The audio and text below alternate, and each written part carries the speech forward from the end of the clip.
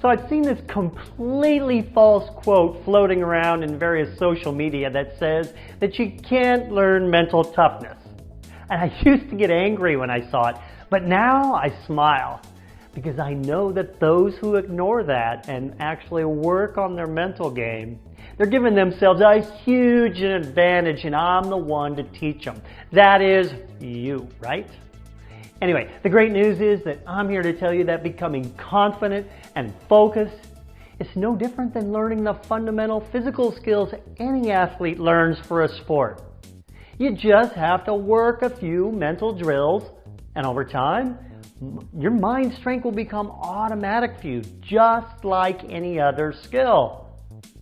Also, just like any coach, there are many drills I could teach you to improve your game, but here are my top 5 that any athlete should work on if they want that competitive advantage. See, the great thing about mental toughness training for sports is that you can do it anywhere. You don't have to wait until competition in order to work on your mind. Now here they are in no particular order. 1, mental practice. Now other trainers call this visualization. But I don't really like that word visualization. Why is that? Because a lot of people are not visual, and that's okay. You do not need to be visual in order to get the benefits. Now I teach the details of this in my programs, but the bottom line here is that athletes make 2 mistakes with this. They don't do it enough, and they are too vague in general with what they want to achieve. Get more detailed and specific in your mental practice. Second tool. Get present. Now this is also very underrated as a skill, but can easily be improved upon. Here's what you do. Multiple times a day, take your attention to what your 5 senses are taking in to get into the present moment. Why? Why do you want to do this present moment stuff? Because fear cannot exist in the present moment unless you are faced with some physical danger right here, right now. Fear is our biggest enemy in sports. Mental tool number 3, use a mantra. Create a sentence or a few words or even maybe just one word that you repeat often to yourself multiple times a day. And it's something that means something to you about your ability to compete at your best or your confidence. For example, I never give up, or I work harder than anyone else. Say this to yourself dozens of times a day until you believe it wholeheartedly. Mental skill number 4, letting go. You know, undesirable things happen to us every day in our life.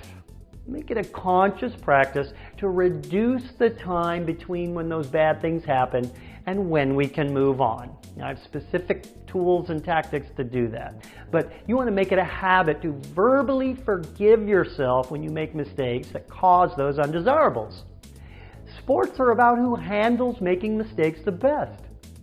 Build resiliency with this practice. That's really all you ever need to succeed at anything. Resiliency. Tool number 5. Practice your ability to focus.